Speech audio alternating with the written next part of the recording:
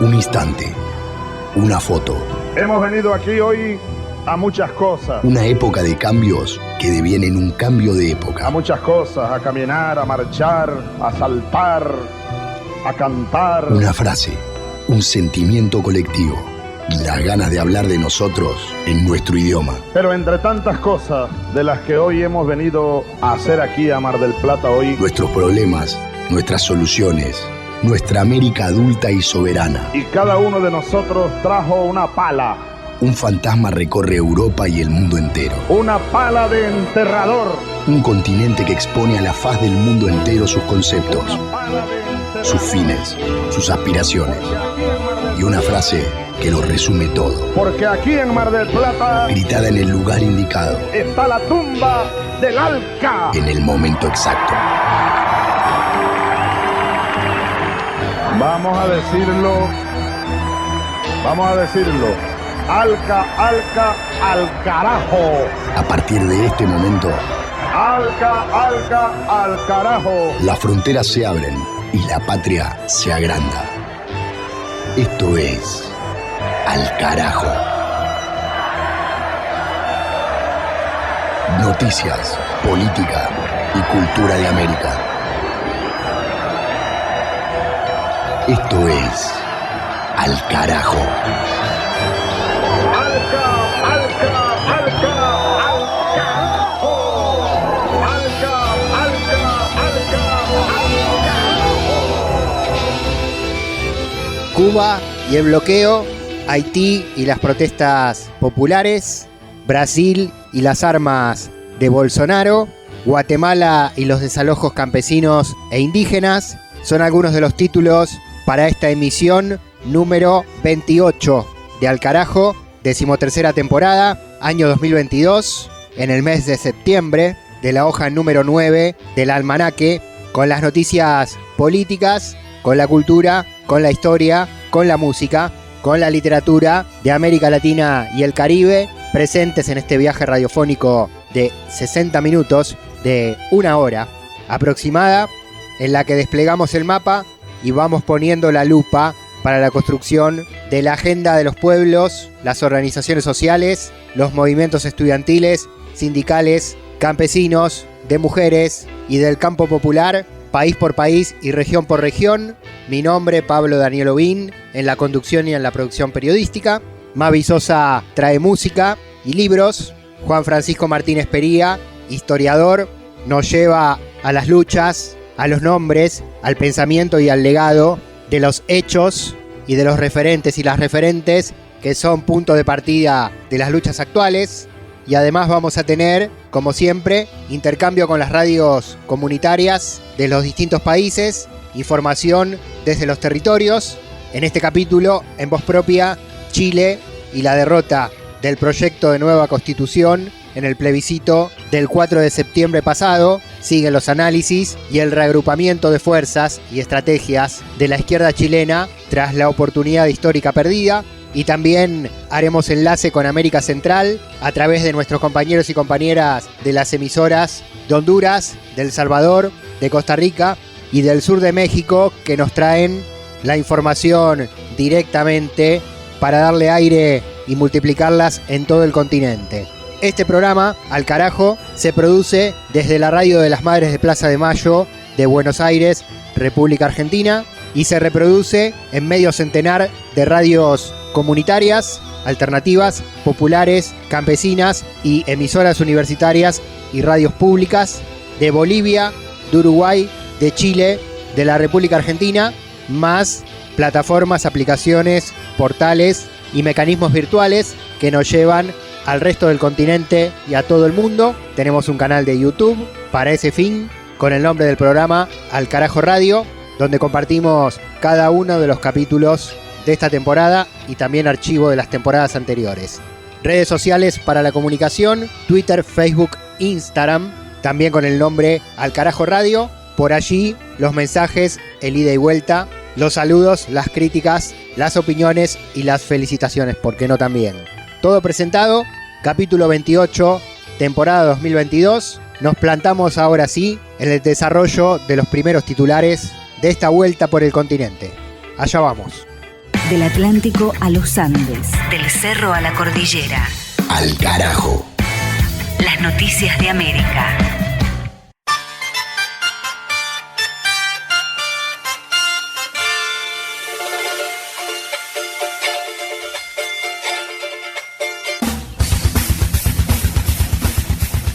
En Cuba, el gobierno rechaza la extensión de una normativa que favorece el bloqueo norteamericano.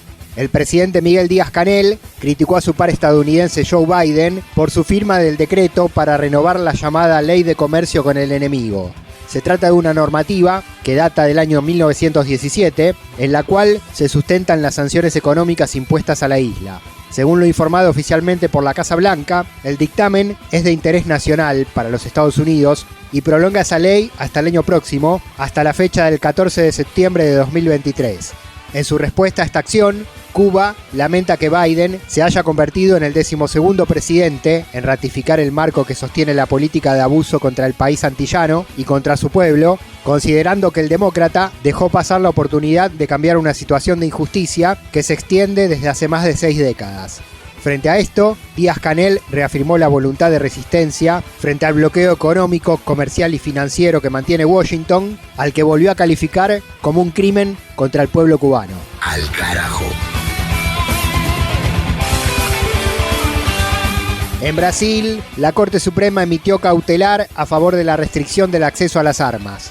El máximo tribunal hizo lugar a las presentaciones contra un paquete de decretos de Bolsonaro que flexibilizaban la legislación contra la compra y tenencia por parte de la población.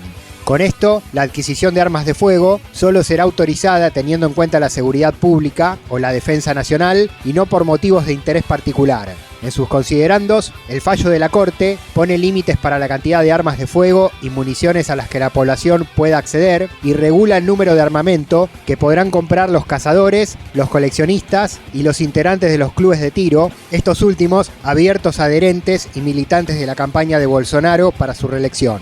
Según los fundamentos comunicados por el juez Edson Fachin, la decisión jurídica se basa en el aumento exponencial de la violencia en el país. Además, el magistrado consideró de extrema y excepcional urgencia la necesidad de conceder respuestas mediante cautelares inmediatas ante el riesgo de violencia política que existe actualmente en la sociedad. Al carajo. En Haití, más protestas masivas contra el hambre y la violencia. Las movilizaciones se extienden desde hace varias semanas en distintas ciudades y sus organizadores advierten con intensificar el movimiento si no se da una respuesta clara a sus demandas. El reclamo es por la inflación que afecta a los alimentos de la canasta básica, por la inseguridad ciudadana y por la crisis del combustible. Denuncian la ausencia total del Estado en muchas regiones que están virtualmente bajo control de las bandas delictivas, piden la intervención de las autoridades contra la venta ilícita de derivados del petróleo y exigen medidas para la reducción del precio de los productos de primera necesidad. Además, rechazan la represión de las protestas ordenadas por el primer ministro Ariel Henry. En la capital haitiana, Puerto Príncipe, las marchas son convocadas por el partido Petit des Salines, espacio opositor liderado por el ex senador de izquierda y ex candidato presidencial, Moïse Jean-Charles, que viene exigiendo una normalización institucional desde el asesinato del presidente Juvenel Moïse, ocurrido en el año 2021. Al carajo. En Guatemala, campesinos denuncian usurpación de tierras. Integrantes de comunidades del departamento del Petén se manifestaron en reclamo de la situación de violencia y abandono total por parte del Estado. Acusan a terratenientes y empresarios del agronegocio local de desalojar de manera violenta a familias de sus campos ante la pasividad y complicidad de las fuerzas de seguridad. Además, denuncian persecución policial y judicial a quienes resisten esos despojos, con operativos, requisas, intimidaciones y causas armadas a los referentes sociales y campesinos que encabezan los reclamos. Otro tema por el que responsabilizan al gobierno del derechista Alejandro Yamatei es por la destrucción y el abandono de las rutas y de los caminos de la región que generan el aislamiento de la población. El Petén está ubicado en el norte de Guatemala, limítrofe con México y con Belice, y sus habitantes reclaman ser el territorio históricamente olvidado por el gobierno central. Denuncia todo esto Cándido López, dirigente social de la región del norte maya guatemalteco. hay patrullajes seguidos en las comunidades, botando cercos, botando cultivos, agarrando campesinos, metiendo presos a campesinos. Y ahora tenemos el temor profundo de que cualquier rato el ejército y la policía puede ingresar a las comunidades y ir a asesinar a las poblaciones y argumentar de que fue un ataque entre narcotraficantes y el ejército y que se vieron la necesidad de asesinar a la población. Lo último que sucedió es de que el ejército y la policía fue y empezó a poner bombas en los caminos de las comunidades y pusieron al menos 16 bombas en las comunidades, en los caminos de estas comunidades, y destruyeron los caminos. Está el batallón de selva, que fue creado para cuidar la empresa Perenco, que está justamente en el corazón del área protegida. Está operando la empresa Perenco. De norte a sur, de este a oeste. Al carajo. Un viaje por el continente. Ahora la música, en esta oportunidad, un clásico que reconocemos de inmediato cuando empieza a sonar.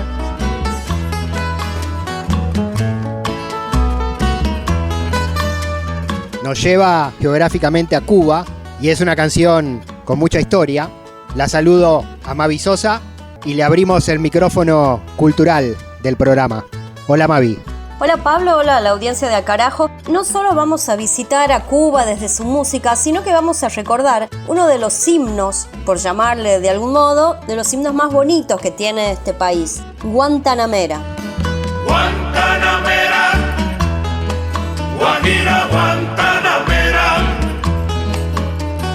Guantanamera.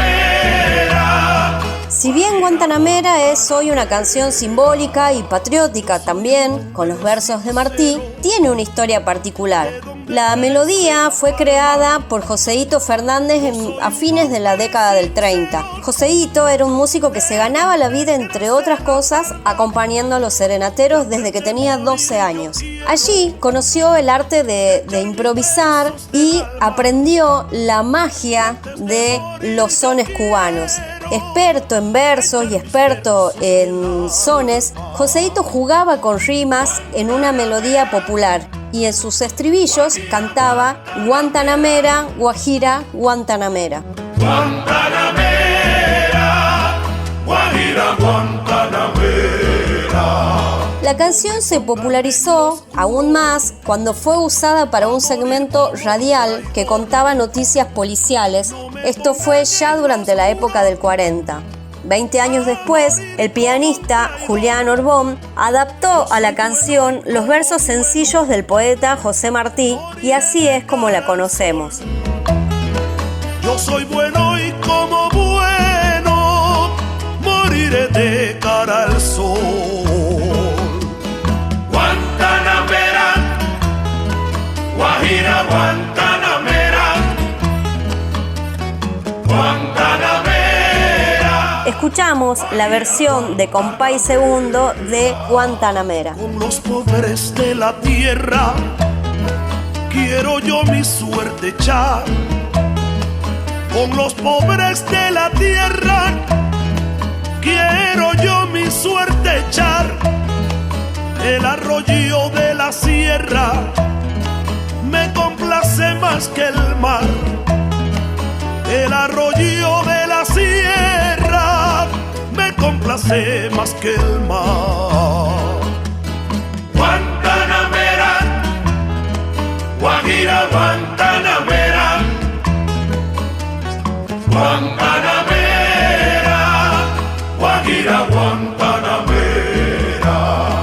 Tiene el leopardo un abrigo en su monte seco y pardo. Tiene el leopardo un abrigo en su monte seco y pardo. Yo tengo más que el leopardo porque tengo un buen amigo. Guantanamera, Guajira, Guantanamera, Guantanamera, Guajira, Guantanamera.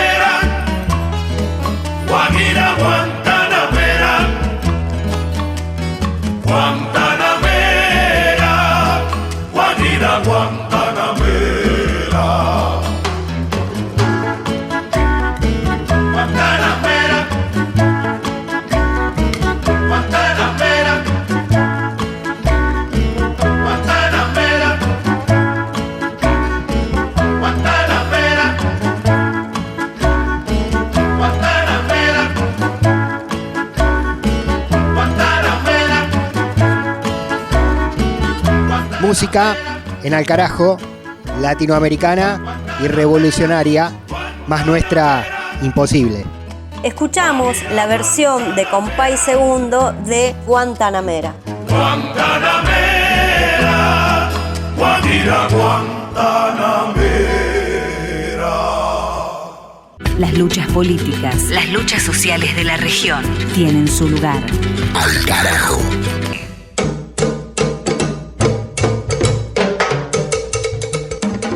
Seguimos y este capítulo de Al Carajo, capítulo número 28 de esta temporada 2022, está atravesado en el calendario por la fecha del 11 de septiembre, que tiene varios puntos enclavados en los recuerdos y en fechas importantes para esta parte del mundo. Vamos a tomar una que tiene que ver con Sarmiento, Domingo Faustino Sarmiento, y una mirada crítica de el fundador o gran impulsor de la escuela pública en Argentina, como lo conocen las biografías amigables de este prócer que queremos discutir también. Juan Francisco Martínez Pería está con nosotros, nuestro historiador de cabecera, docente e historiador del Centro Cultural de la Cooperación de Buenos Aires, Argentina, a quien recibimos. Juan, ¿cómo te va? Hola Pablo, ¿cómo te va? Un gusto estar nuevamente en el programa, un saludo para vos y para toda la audiencia. Vamos a hablar de Sarmiento, vamos a ponerlo en clave latinoamericana también, como siempre, y vamos a tratar de descoser los cuadritos que dejó la historia de ese gran prohombre que en realidad tiene muchas aristas. Sí, muchas aristas y la mayoría muy negativas, ¿no? 11 de septiembre es una fecha, como vos sabés, Pablo, a nivel global muy importante y particularmente en América Latina. Obviamente, imposible no pensar en el golpe de Estado que sufrió Allende en el 73, una fecha luctuosa. Pero bueno, nos interesaba hablar hoy de, como hemos ya hablado también de Chile y hemos hablado del golpe de Estado, nos interesaba hablar un poco de Sarmiento, que fue una figura muy importante en la historia argentina y en la historia latinoamericana. Por supuesto, desde una mirada crítica, ¿no? Sarmiento es una figura intelectual y política de enorme relevancia en el siglo XIX, nació en 1811 y murió el 11 de septiembre de 1888 en Paraguay, país el cual él hizo mucho por destruir, lamentablemente, y tuvo una trayectoria intelectual y política realmente muy importante. Ocupó múltiples cargos, fue gobernador de San Juan, una de las provincias de la región de Cuyo en la Argentina, fue parlamentario y fue presidente de la Argentina. Y fue una de las figuras fundadoras de la República Oligárquica de la Argentina. Y además se destacó, digamos, como un intelectual, ocupó cargos intelectuales como docente en Chile, fue periodista en Chile, estuvo exiliado en otras partes de América y en Europa, y fue también embajador en Estados Unidos, y fue una de las figuras fundacionales de la escuela pública de Argentina. Generalmente se lo conoce como el maestro del aula. En la Argentina, en toda América Latina fue una figura muy conocida, pero en la Argentina ha sido uno de los próceres más reivindicados por la derecha, ¿no? Por los liberales conservadores, pero también, y esto es muy importante subrayarlo para la audiencia, por la izquierda tradicional. Una de las cosas más probablemente trágicas es que durante mucho tiempo lo que se ha conocido como la izquierda tradicional, ¿no? Que fueron los primeros partidos de izquierda que surgieron en Argentina, sobre todo el Partido Socialista y el Partido Comunista, compartieron en gran medida la mirada de la élite liberal conservadora, ¿no? Y tendieron a reproducir los mismos próceres, ¿no? Un Mariano Moreno liberal, un San Martín liberal, un Rivadavia liberal, y figuras como Mitre, como Sarmiento, como Alberdi, fueron enormemente reivindicados. Felizmente, sobre todo en la década del 60 y en la década del 70 y posteriormente, hubo historiadores llamados revisionistas, ¿no? Que se dedicaron a rever la historia argentina y que enfilaron sus cañones a esa lectura de la historia liberal conservadora y particularmente rediscutieron el relato liberal, pro-británico, librecambista, enormemente eurocéntrico, ¿no? Y discutieron entre ellos a la figura de Sarmiento, ¿no? La figura de Sarmiento fue y es una figura muy discutida, muy controversial.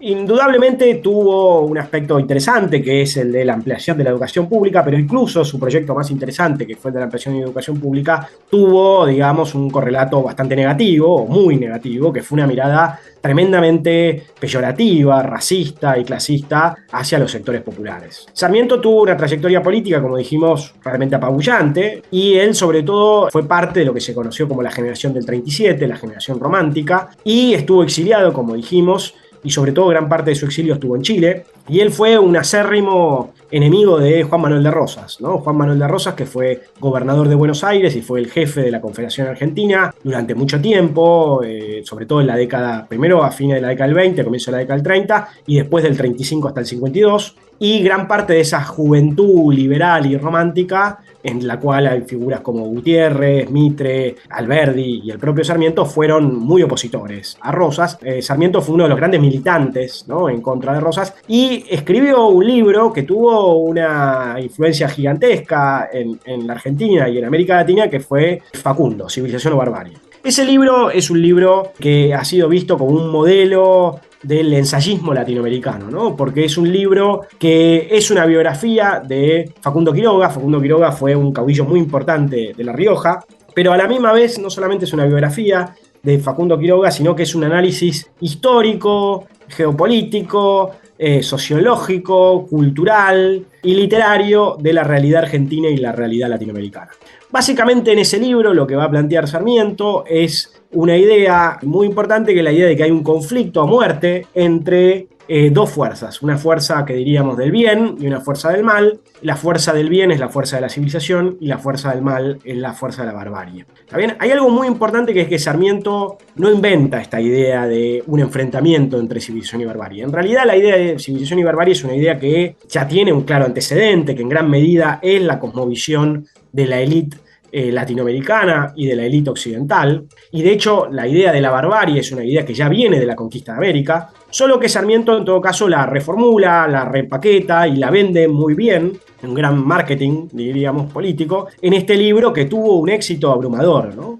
Y que tuvo además, como decimos, un claro objetivo político, que fue atacar a Rosas, ¿no? Fue un libro publicado en 1845. Hay que recordar algo muy importante, que Facundo Quiroga fue un caudillo de La Rioja, como les decía antes, que fue asesinado en 1835 en condiciones bastante poco claras. Se supo quién fue el asesino de Facundo Quiroga, pero no se supo quién fue el autor intelectual del asesinato. Y justamente los opositores a Rosas lo atacaban a Rosas diciendo que él había sido el que había mandado matar a Facundo Quiroga para volver a llegar al poder en Buenos Aires y en la Confederación, cosa que efectivamente ocurrió. Él vuelve a tomar el poder en 1835 a partir de eso. Básicamente ese libro plantea esta oposición de fuerzas entre civilización y barbarie, y básicamente lo importante es qué representa la idea de civilización y qué representa la idea de barbarie. Básicamente la civilización es Europa, es Estados Unidos, es la élite blanca eurodescendiente en América Latina, es Buenos Aires, es los sectores unitarios, es la cultura occidental, es la ciencia, es la tecnología. Básicamente una idea de civilización que era la idea, digamos, hegemónica de civilización en ese momento.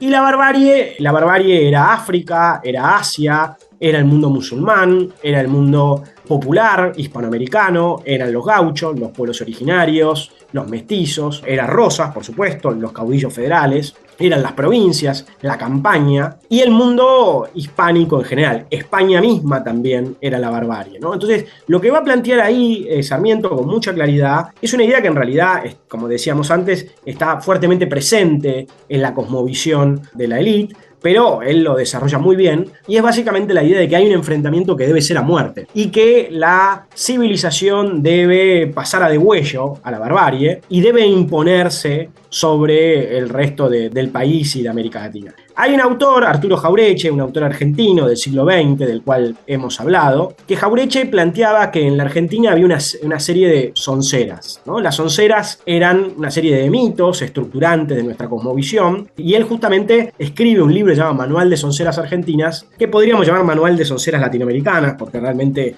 la mayoría de ellas sirve para todo el resto de la región, ¿no? Donde él planteaba justamente cuáles eran estos mitos fundantes. Y él planteaba que el mito fundante, de alguna manera, de la cosmovisión colonial y antipopular en América Latina era esta idea de civilización o barbarie. Que es básicamente lo que plantea Jaureche, es que con esta mirada de Sarmiento y de la élite liberal conservadora, lo que se plantea es un proyecto neocolonial, ¿no? De un colonialismo cultural, y no solamente cultural, también económico y geopolítico, de que nuestros países deben perder su identidad. Porque justamente lo que está planteando ahí Sarmiento es que todo lo propio, todo lo popular, todo lo nacional, popular, latinoamericano, en definitiva, no es más que la barbarie, y nosotros, para civilizarnos, debemos dejarnos penetrar por la cultura europea del norte y norteamericana, ¿no? Es un discurso claramente colonizador, neocolonizador, y es un discurso asimismo tremendamente clasista y muy racista. Sarmiento tuvo una prédica muy racista, una política muy racista.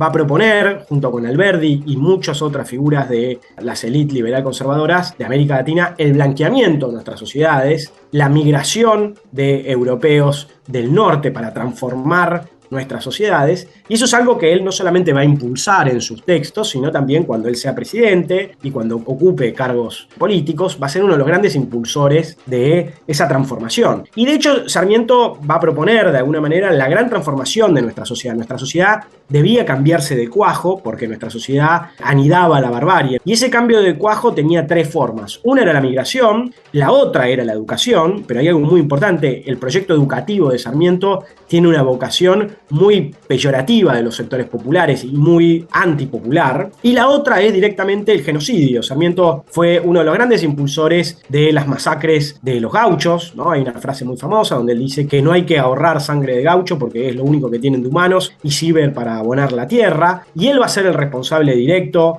del asesinato de un caudillo de La Rioja, el otro caudillo de La Rioja muy importante, que es Chacho Peñalosa, como gobernador de San Juan, y también va a plantear la aniquilación de los pueblos originarios, va a ser un gran defensor de la conquista de los pueblos de la Patagonia, y también va a ser responsable de la Guerra del Paraguay, porque durante su presidencia va a terminar la Guerra del Paraguay, y él va a plantear también que esa Guerra del Paraguay es una guerra civilizatoria contra la barbarie de los pueblos guaraníticos que deben ser exterminados, ¿no? Entonces, esta idea de civilización o barbarie no es solamente algo teórico o algo discursivo, sino que lleva adelante una práctica claramente genocida, que buscaba justamente la idea de civilizar, modernizar a nuestros pueblos, pero erradicando absolutamente lo popular, ¿no? Entonces, un discurso claramente clasista y racista. Sarmiento, como decíamos antes, ocupa muchos lugares políticos muy importantes, y al final de su vida él escribió muchas obras, ¿no? Pero al final de su vida escribe un libro que es un poco su testamento político e ideológico, que se llama Conflicto y Armonía de las Razas en América. Es un libro en 2 tomos,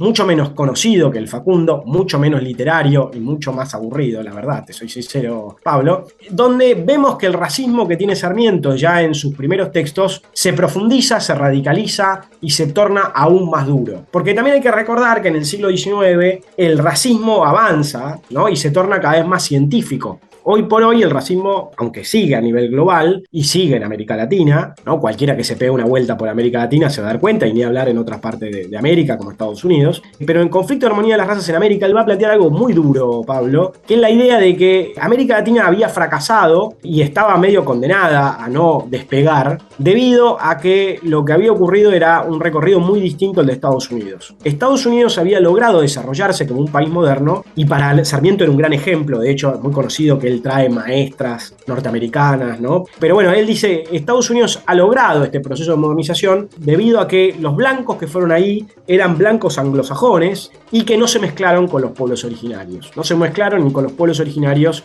ni con los africanos, ¿no? Que trajeron como esclavizados. En cambio, en el caso de la América Latina, lo que ocurre es que primero principal vienen los españoles. Hay algo muy importante, es que la generación de la independencia y la posindependencia, esta generación romántica, era muy hispanofóbica, odiaban a España y tenían una imagen muy negativa. España, para Sarmiento, también representaba la barbarie. Hay una anécdota muy famosa: Sarmiento hace un viaje muy importante por Europa, por el norte de África, y él dice, fui a Europa y a España, ¿no? España es otra cosa, es casi el norte de África, ¿no? Y claro, el propio racismo de esa época, recordemos que también tenía racismos, no eran todos los blancos iguales, había iguales blancos de primera, blancos de segunda, blancos de tercera. Por ejemplo, los irlandeses, los españoles, los italianos eran considerados como blancos de segunda. Entonces, lo que él va a plantear es que a América vinieron los españoles, que son blancos de segunda, y se mezclaron con los pueblos originarios, ¿no? Y dieron nacimiento a los mestizos, ¿no? Y entonces el problema de la América española es este mestizaje, ¿no? Entonces Sarmiento va a terminar muy desilusionado, digamos, con una mirada muy racista,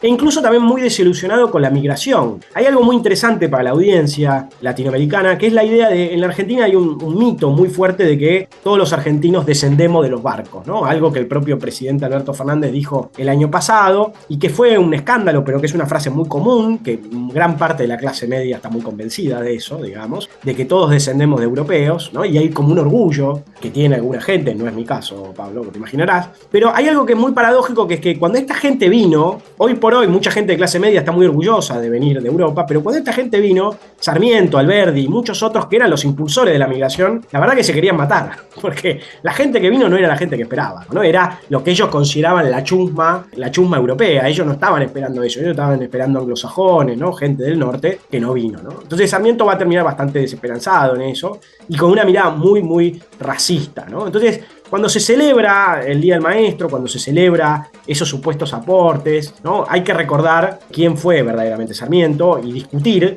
¿no? Así como tantos otros próceres. Y felizmente en la Argentina, bueno, ha sido una figura muy discutida desde el revisionismo histórico, pero todavía sigue siendo una figura bastante intocable, sobre todo para los liberales conservadores e incluso para algunos sectores de izquierda que todavía lo siguen valorando.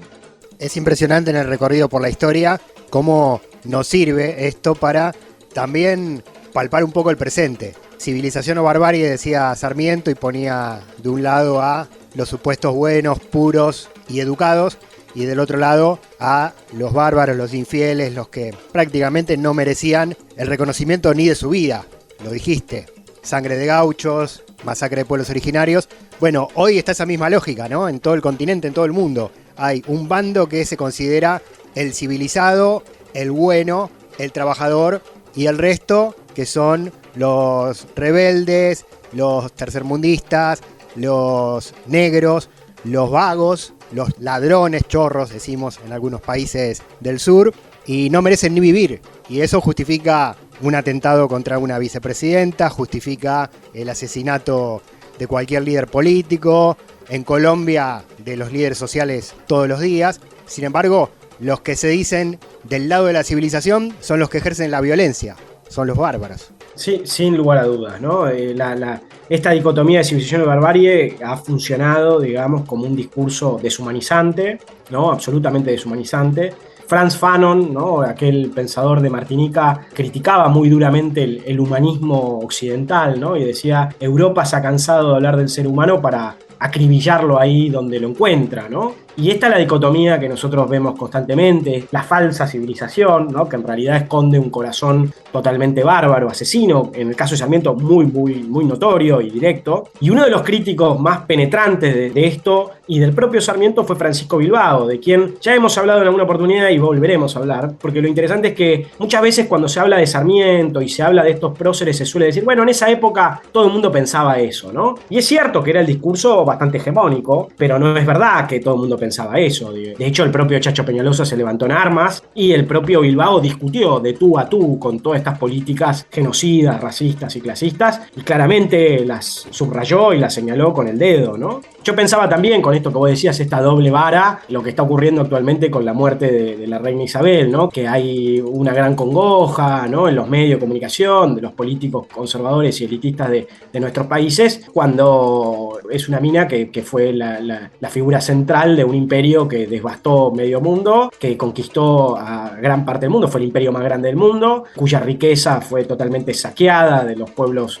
periféricos, y que además son los propios países los que después vienen a hablarnos de democracia a nosotros. Quiero decir, acá cuando un presidente popular es reelecto ya es autoritario, ¿no? Ahora resulta que ahí puede haber reyes que gobiernen, que reinen más de 70 años y nadie se preocupa, nadie tiene ningún problema, ¿no? Y vos también hablabas de vagos, ¿no? Que nadie más vaga que una reina que no hizo nada. No sé cuál es el logro, la verdad que no sabemos. Pero bueno, estos son los contrasentidos, ¿no? Las hipocresías, y es impresionante el impacto que ha tenido el fallecimiento de ella. Es impresionante teniendo en cuenta que nosotros tenemos las Islas Malvinas colonizadas todavía hoy. Esto de que estamos hablando de civilización o barbarie y estas lógicas coloniales no han desaparecido, siguen siendo el núcleo duro del sentido común dominante impulsado por las élites y por los imperios. Sí, ¿sabes dónde no festejaron? En las canchas de fútbol de Irlanda, por ejemplo. Bueno, sí, festejaron la muerte de la reina, cosa que no se hace porque no se celebra la muerte de nadie, pero políticamente es simbólico. Y después vi manifestaciones, no de alegría, pero sí de repudio, en Barbados, en Belice, en las Islas del Caribe, donde ahí está la figura de la reina como una figura de opresión. Es para otro capítulo y para otra columna, pero Inglaterra no es una potencia hegemónica colonial del pasado y nada se perdona, ¿no? En el presente sigue habiendo colonialismo inglés, en Malvinas, en el Caribe, en Asia y en muchos lugares. Sin lugar a dudas, Pablo. Visitamos a Sarmiento, o la mirada contraria a lo que nos han contado los libros de historia oficiales en el sur. Juan Francisco Martínez Pería, siempre muy interesante y repito, muy valioso porque la historia nos permite también dimensionar el presente, darle otra comprensión y más herramientas de debate a lo que nos está pasando en estos momentos en el continente y en el mundo. Muchas gracias de nuevo. Bueno, gracias a vos, Pablo. Nos vemos la semana que viene. Un abrazo grande. Juan Francisco Martínez Pería en Al Carajo. Seguimos recorriendo la patria grande. Al Carajo. Una mirada al sur desde el sur. Al Carajo. Al Carajo. Identidad, música y cultura de América Rebelde.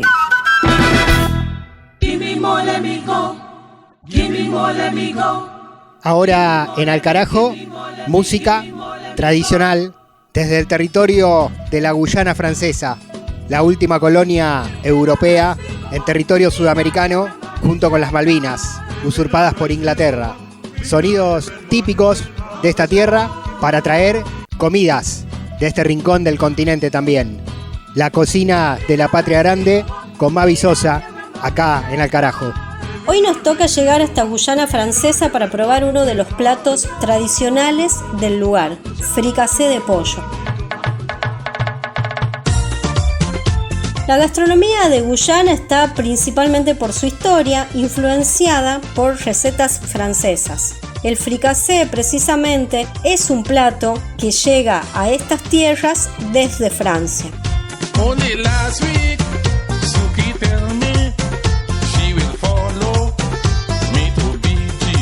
Sin embargo, como siempre destacamos en esta columna, la comida de esta zona del continente ha sabido fusionar las recetas que llegan de otras tierras con nuevos ingredientes y preparaciones. En el caso de Guyana, en sus platos más criollos, se encuentra mucho más marcada la presencia de carne de pescados y de mariscos.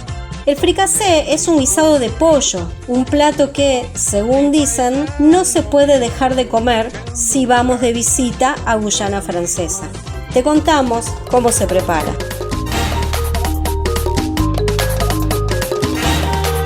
Poner una cucharada de harina en un plato, sazonarla con sal y pimienta, rebozar allí 4 pechugas deshuesadas y sin piel, cortada en dados de 2 centímetros aproximadamente. Calentar una cucharada de aceite de girasol en una cazuela de base gruesa. Rehogar allí cebollitas en vinagre y, en el caso de no tener, cebolla blanca cortada en trozos. Agregar 2 dientes de ajos cortados y cocinar a fuego lento durante 5 minutos. Luego agregar el pollo y rehogarlo hasta que se empiece a dorar. Son más o menos 10 minutos. Verter de a poco 250 centímetros cúbicos de caldo de pollo y añadir 2 zanahorias cortadas en dados, 2 ramas de apio también cortado en dados, 225 gramos de guisantes y llevar esa preparación a ebullición. Una vez que llegó a ese punto, bajar el fuego, tapar y cocer a fuego muy lento. Luego añadir un pimiento amarillo cortado en dados y 150 gramos de champiñones en láminas. Tapar el guiso y cocinar durante 10 minutos más. Cuando la preparación está casi lista, hay que incorporar 125 centímetros cúbicos de yogur natural y 3 cucharadas de perejil. Cocinar 1 o 2 minutos más y servir bien caliente.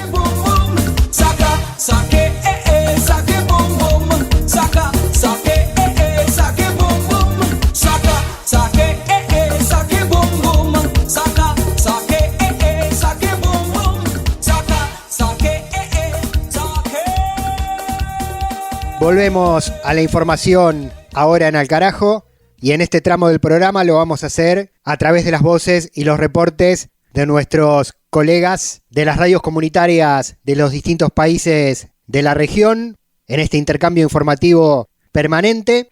El siguiente punto del mapa que visitamos es Paraguay, con un hecho gravísimo, el asesinato de un periodista. El informe de la mano de Elio Lescano desde la red de radios Fe y Alegría desde Paraguay. Maiteí, saludos para la patria grande, América Latina y el Caribe. Asesinaron al 8º periodista en el norte del país, a más de 450 kilómetros al norte de la capital Asunción.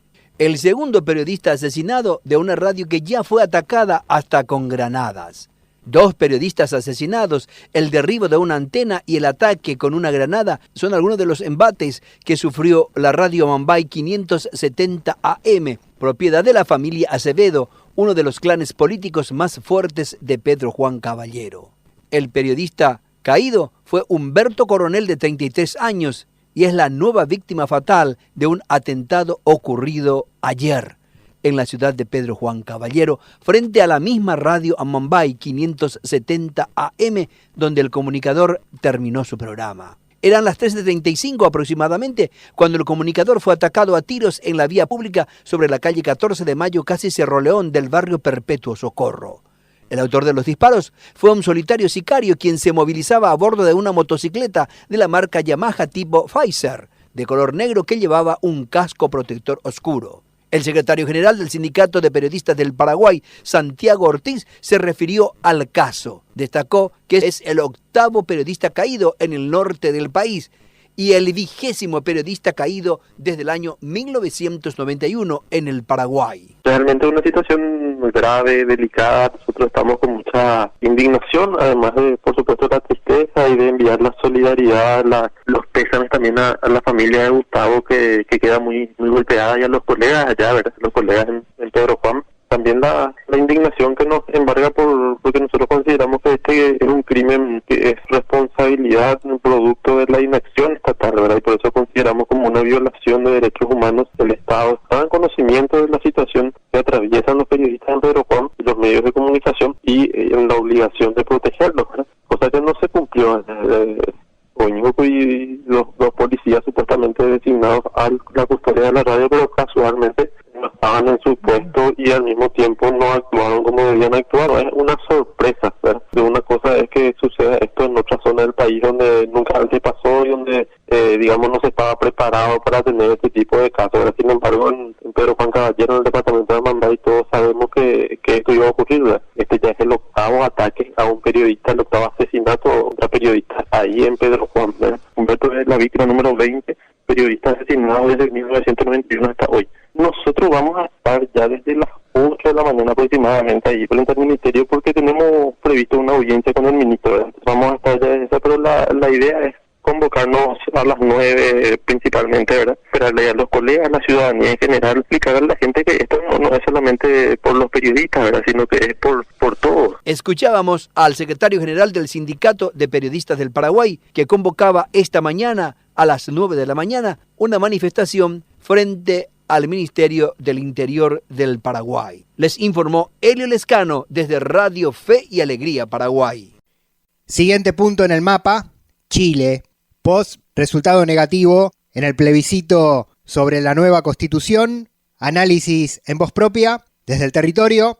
Convocamos a Absalón Opaso Moreno, periodista del diario El Ciudadano de Santiago, y compartimos su mirada acá en Al Carajo. Hola Pablo, gusto en saludarte desde acá de Chile y un gran saludo a toda la gente que está escuchando. Yo quisiera referirme a un tema que es el tema de los medios de comunicación, los discursos de odio, la desinformación, las fake news, como se le llama, tiene muchos nombres. Son varios conceptos que en el fondo tienen que ver con un mismo problema. Es el enorme poder que tienen los medios de comunicación de masas, los grandes medios. Fíjate que dentro de estos análisis que te comentaba yo que se están haciendo hoy en día, que van y vienen a esta hora acá en Chile, se señala que algunas personas dicen no es posible culpar a los medios de que la gente haya votado como votó. Pero fíjate que los mismos medios han ido entrevistando a la gente que votó por la opción del rechazo, y muchos se manifiestan contentos con, por ejemplo, bien, ya no me van a quitar mi casa, o bien, ya no vamos a tener 2 banderas, que fueron 2 de las mentiras que más se repitieron en los medios de comunicación y donde lamentablemente no hubo ningún contrapeso. No hablo de que no hubo medios que pusieran la otra versión, sino que no hubo un periodismo que interpelara esas mentiras. Se dejaba hablar a quienes propugnaban estas ideas, que decían, entre otras cosas, que la plurinacionalidad que establecía la nueva Constitución iba a significar que Chile iba a tener muchas banderas y muchos escudos, y que los pueblos indígenas iban a tener sus propias justicias y que no iban a responder ante la justicia chilena.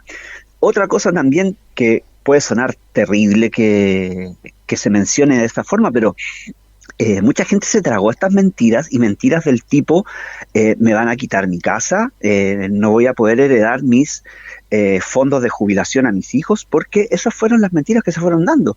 Y eso se corrobora esta mañana mismo, cuando se hacen despachos, se le pregunta a la gente, y acá una señora, por ejemplo, acaba de decir que está contenta porque ahora ella va a poder mantener su casa y no se la van a quitar.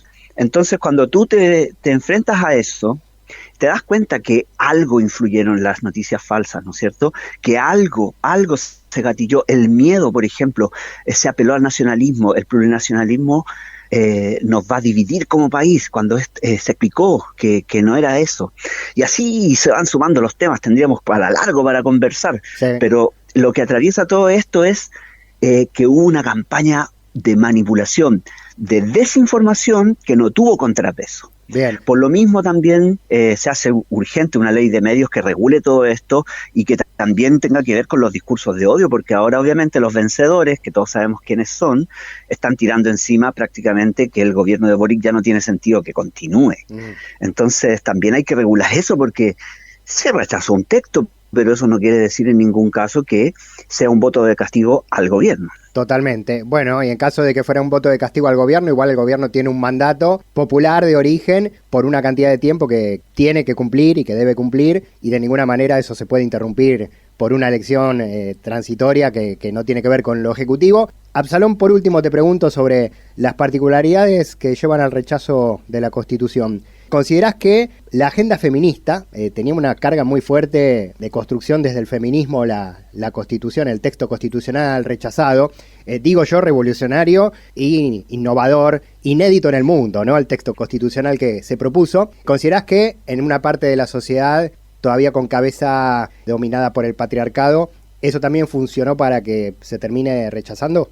Sí, yo creo que sí. Hay un aspecto de conservadurismo respecto a estos temas que se vio en esta elección y que se sumaron a lo que tú señalas, el feminismo. Por ejemplo, en las últimas semanas antes del cierre de la campaña hubo algunos actos a favor de la prueba donde se realizaron algunas performances que fueron ocupadas por justamente los grandes medios de comunicación para mostrar, por ejemplo, un ultraje a la bandera. Había una performance donde la chica se pasaba la bandera por ahí, ¿no es cierto? Y eso salió para todo Chile, le dieron como caja. Entonces, obviamente, aprovecharon todos los digámoslo así, los pozos de conservadurismo que se sabe que existen en nuestras sociedades latinoamericanas, profundamente religiosas en ciertos sectores. Se fueron tirando mentiritas en todo ámbito.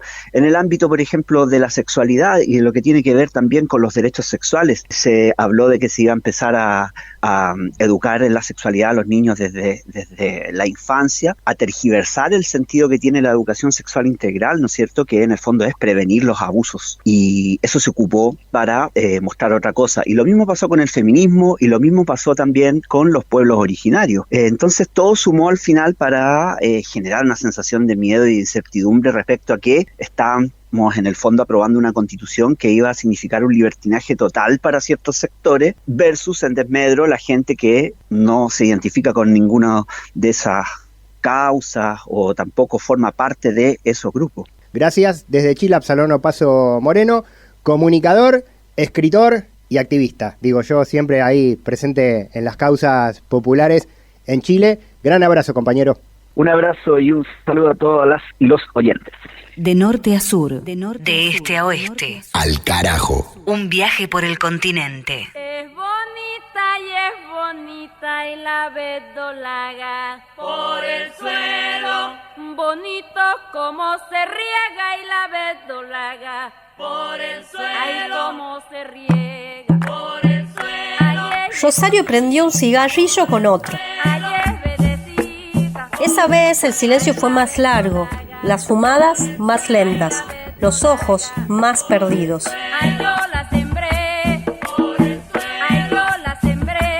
A veces incluso, como esa vez, cambiaba súbitamente de tema y de una bala pasaba a una canción, de una muerte a un comentario sobre los calores que últimamente estaban haciendo en Medellín. Era mejor no insistir, tocaba esperar el próximo capítulo con paciencia, hasta que la protagonista decidiera volver a escena. ¡Qué calores los que están haciendo en Medellín!, dijo después el silencio. Esto se está volviendo tierra caliente, dije lo que toda la gente decía.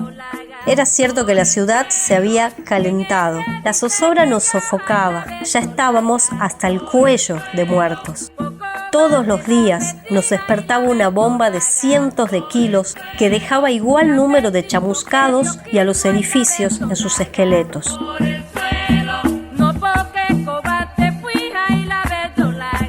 Tratábamos de acostumbrarnos, pero el ruido de cada explosión cumplía su propósito de no dejarnos salir del miedo. Muchos se fueron, tanto de acá como de allá, unos huyéndole al terror y otros a las retaliaciones de sus hechos. Para Rosario, la guerra era el éxtasis, la realización de un sueño, la detonación de los instintos. Así, sí vale la pena vivir aquí.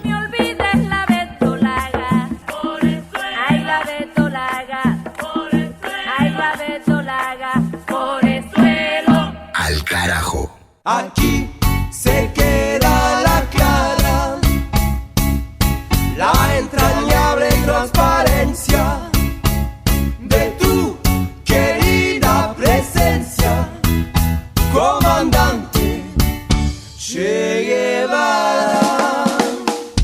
Bueno, cada vez más fuerte, cada vez más duro, cada vez más filoso viene el libro que leemos en esta temporada. Rosario Tijeras, del colombiano Jorge Franco, en la voz de nuestra compañera Mavi Sosa. Acabamos de escuchar otro pasaje, nos acompaña en cada capítulo. Fue lo último de esta emisión número 28, que acá está llegando a su fin. Mavi Sosa en las lecturas, también en la música y en las comidas de los pueblos latinoamericanos. Estuvo Juan Francisco Martínez Pería con la historia. Mi nombre es Pablo Daniel Ovín en la conducción y producción periodística. Gracias a Absalón Paso Moreno por los análisis y la actualización post derrota de la nueva Constitución en Chile, y gracias a los compañeros y compañeras de las radios comunitarias y campesinas de las redes alternativas de América Central por sus reportes directamente desde los territorios en voz propia, construyendo la agenda informativa de nuestro programa también. Cerramos acá. Este programa lo generamos en sus sonidos y en sus contenidos desde la radio de las Madres de Plaza de Mayo de Argentina, para su retransmisión en medio centenar de radios comunitarias, populares, rurales, alternativas y barriales, y también radios universitarias y radios públicas de Bolivia, de Uruguay, de Chile, de Argentina, y también por las redes y por nuestro canal de YouTube para todo el mundo. Nos despedimos, nos reencontramos en este aire en exactamente una semana, mismo día, misma hora y mismo dial que en esta oportunidad, y por los canales virtuales fuera de tiempo cuando tengan ganas de ir a buscarnos para escuchar y compartir. Será hasta el próximo encuentro. Esto fue Al Carajo. Gracias por la escucha y hasta pronto. Donde espera la firmeza de tu brazo libertario.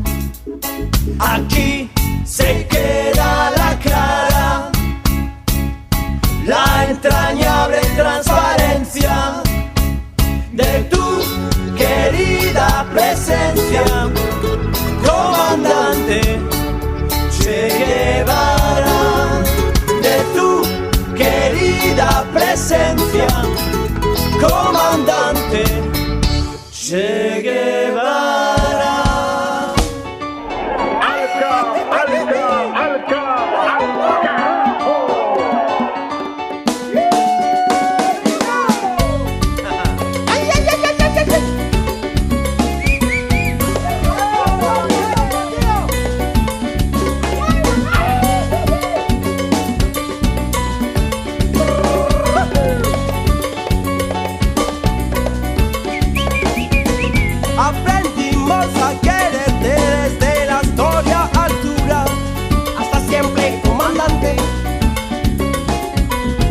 no gloriosa